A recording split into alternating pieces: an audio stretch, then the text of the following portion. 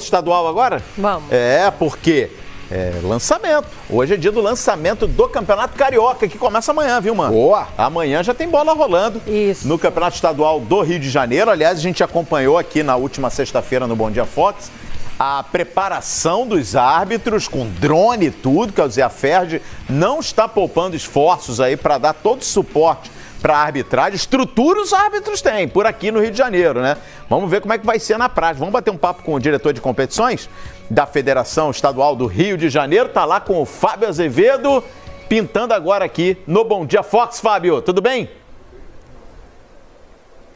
Tudo bem, Calheiros? Bom dia, um abraço para você, Lívia, Amanda, a todos que nos acompanham aqui no Bom Dia Fox. Começa amanhã a fase principal do Campeonato Estadual com algumas novidades. A principal delas, daqui a pouco, vai ser apresentado aqui o embaixador do Campeonato Estadual, Sua Majestade, o Rei Pelé, vai ser o embaixador. Daqui a pouquinho ele vai pintar aqui na Cidade das Artes, na Zona Sul, Zona Oeste, melhor, do Rio de Janeiro. Eu estou lá do diretor de competições, o Marcelo Viana. Marcelo, porque tem algumas modificações para esse campeonato. Por exemplo, um treinador pode fazer 5 substituições no seu time durante uma partida, em 3 oportunidades. Não pode substituir um de cada vez, fazendo 5 paralisações no jogo.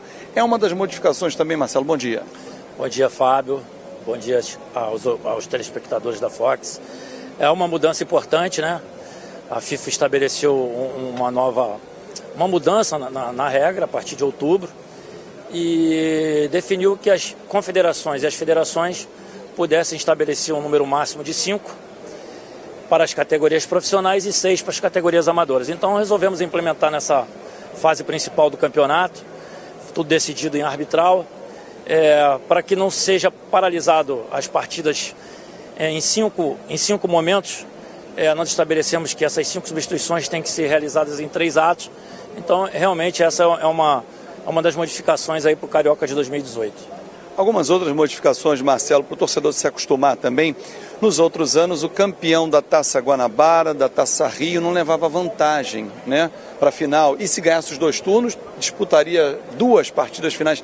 Esse ano tem uma modificação no regulamento. O campeão de cada turno, fazendo a semifinal naquele cruzamento olímpico, ele leva a vantagem do empate no jogo único. Se ganhar os 2 turnos, é um jogo só na decisão, é isso? Então, é isso. O que a gente fez foi dar mais peso às conquistas de taça, né? Anteriormente, ganhando uma taça, você estava garantido na semifinal, mas não tinha garantido a vantagem do empate.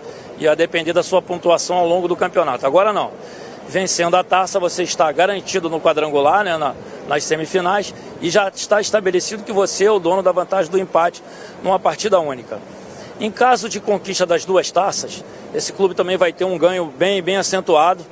Ele vai direto para a final, em uma partida única, onde ele jogará pelo empate, e os 4 melhores classificados do campeonato, com você tirando o campeão dos 2 turnos, estes vão jogar primeiro com o quarto, segundo com o terceiro.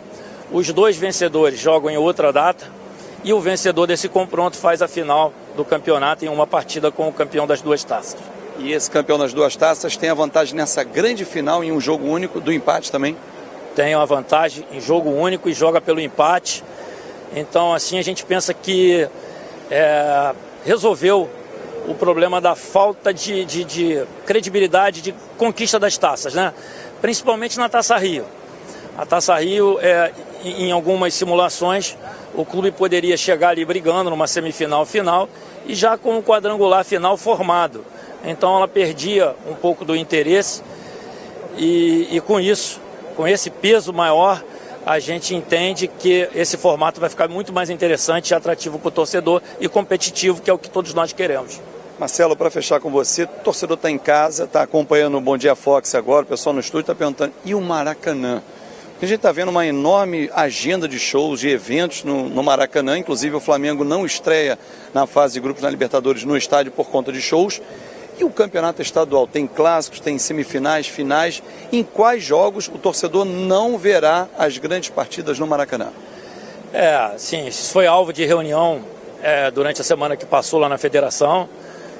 Entramos até em determinado momento na justiça contra o consórcio Maracanã, pela impossibilidade de realizar partidas no estádio, já que a gente entende que o Maracanã deveria ser prioritariamente utilizado para o futebol, mas isso não será possível. O presidente Mauro Darzé esteve na federação, nos sinalizou, tem lá os seus pensamentos e as suas necessidades, e ficou decidido que os 2 clássicos da Taça Guanabara, que é Fluminense, Botafogo e Flamengo e Vasco, serão realizados no Maracanã.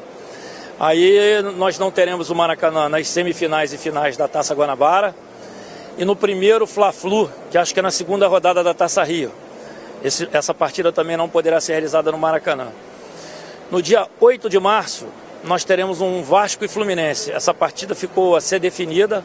O consórcio entende que pode ser que, se todo o cronograma deles de planejamento de shows forem cumpridos dentro do prazo que eles estipularam, que essa partida possa ser realizada no estádio Mário Filho. Então, a princípio, nós não teremos o Maracanã no mês de fevereiro e até o dia 8 de março. Essa é assim, em síntese, o período que não se poderá utilizar o Maracanã em função de shows, e depois eles dizem que trocarão o gramado aí após os shows. Ou seja, Marcelo, para a gente fechar com você, em relação ao Maracanã, essas datas estão assim, e aí não tendo o Maracanã, 2 praças, 2 estádios estão aí como opções e já está no regulamento. O Newton Santos e Volta Redonda, é isso? O que a gente entende é que o Newton Santos sempre será a melhor opção. Junto com o Maracanã, é o estádio da cidade que tem a maior condição de abrigar a classe, seja por motivo de capacidade, seja por motivo de segurança. Então, na ausência do Maracanã, o Newton Santos é a nossa prioridade, é o que a gente entende, o local que os estádios têm que ser, que os clássicos têm que ser disputados. Muito obrigado pela atenção. Bom campeonato estadual. Eu que agradeço, Fábio. Então, o diretor de competições, o Marcelo Vianney, lembrando, Calheiros, Lívia e amigos do Bom Dia Fox, por que o Newton Santos e Volta Redonda, o Estádio da Cidadania, são os 2 estádios pós-Maracanã para os clássicos? Porque teremos a divisão de 50-50. Então não tem aquela coisa de mandante. Por exemplo, terá na tabela um mandante. O Vasco e Fluminense, esse clássico do dia 8 de março, ao qual o Marcelo Vianney se referiu, o Vasco é o mandante. Então ele pode jogar em São Januário? Não, porque o estádio não tem a capacidade para fazer 50-50. O mandante é na questão das obrigações de uma partida, de policiamento, de renda, enfim. Mas divisão de público sempre nos clássicos, 50-50, por isso não tendo Maracanã, Newton Santos e também o Estádio da Cidadania. Eu volto com vocês. Legal, Fábio, sempre deixando claro também que todas essas medidas no regulamento, elas são decididas num conselho arbitral, com participação de todos os clubes, para que depois não haja, mas eu não queria assim. Não, foi aprovado por uma maioria, então que se cumpra. Essa questão aí do Fábio já não é de hoje, né? No campeonato estadual, clássico nos campeonatos estaduais tem sido assim, não há o mando no efeito torcida, disponibilidade de ingressos, enfim, é 50-50. Não dá para cumprir em São Januário, então não se joga em São Januário os grandes clássicos, até pela questão de segurança, que não é nem o mérito. Fábio Azevedo está acompanhando aí o lançamento do Campeonato Estadual do Rio de Janeiro. Obrigado, Fábio. Qualquer novidade, só chamar, a gente retorna aí para esse evento de lançamento do Campeonato Calheiros.